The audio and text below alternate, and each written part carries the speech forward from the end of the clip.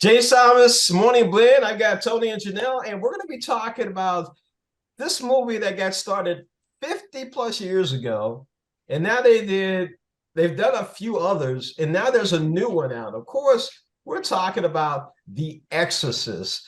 50 years ago, this fall was the most terrifying horror film in history. Landed on screens, not only shocking audiences, but people having convulsions, throwing up in theaters. I was actually in a theater where a guy threw up. Yes, I was. Brentwood Theater a long time ago. And here we are. And Oscar winner Ellen Burstyn has a very short scene in it, but it stars Leslie Odom and Dow, Jennifer Nettles, and of course, Ellen Bernstein, directed by David Gordon Green. And I'm going to let Janelle go first, as we always do, the ladies first. I thought it was good. I thought it was probably better than the sequels that had come out right after The Exorcist. I thought it did a great job of capturing the feeling of the first one. The opening shots, I was talking to Tony about the cuts between looking at the leaves in the trees and kids going to school and all of these like innocent but like an overlay of ominous feeling to it. It really, I think, captured the first one quite well. I did jump at a couple parts, as he can as he can attest to. But overall, I think it was still. I don't think it was geared towards jump scares. I think it held the spirit of the first one quite well. Tony? Yeah, I thought it was an entertaining journey. It does feel a little bit familiar. You know, you can only do so much with demonic possession that we haven't seen before. Delivers a strong backstory to start, but it doesn't really waste a whole lot of time to get going, which I appreciated. I wouldn't say it's that scary, and there are a few jump scares. Yes, Janelle audibly said some things and covered her face a few times, but there's a really cool interfaith element to this that I really liked. I like that they explored the different ways you would address this given your different faith or religion. I thought that was a really neat touch. I did not like this film at all. It was so predictable for me because I've seen the first one, number two, and number three. You're right, Janelle. Number one is the best.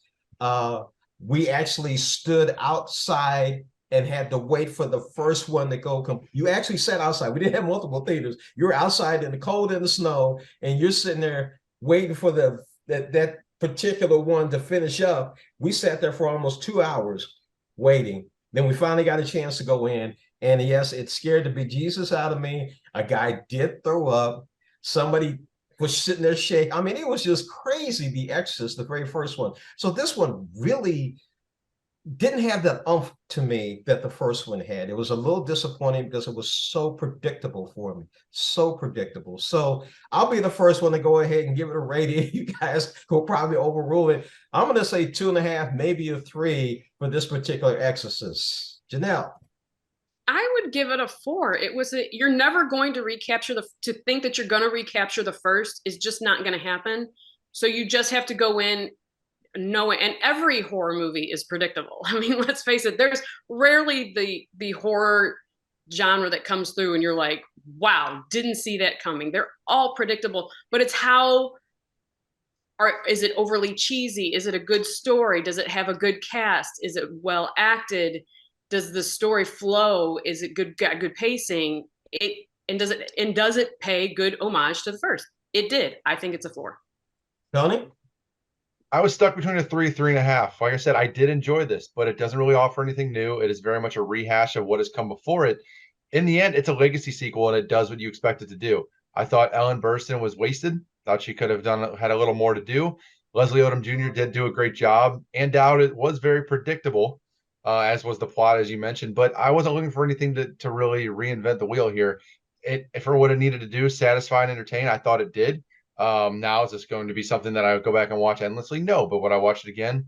Absolutely. I just was very surprised that they didn't have a few more elements of gore or scare factor that they could have touched on. Not to spoil anything, that really would have hit back to the original. That's exactly what I was talking about. It was missing that gut punch. Yeah, but this is the start of a trilogy allegedly, so I am intrigued to see where they take it. Yep. Okay, so we got a 4, we got 3, maybe 3.5, and we got a 2.5, maybe a 3. So we're going to be stuck at 3. All right. That's James fair. Thomas Morning Blend. Next week it's The Burial. Can't wait to see the Martin Scorsese movie. And we'll see you next week on Morning Blend.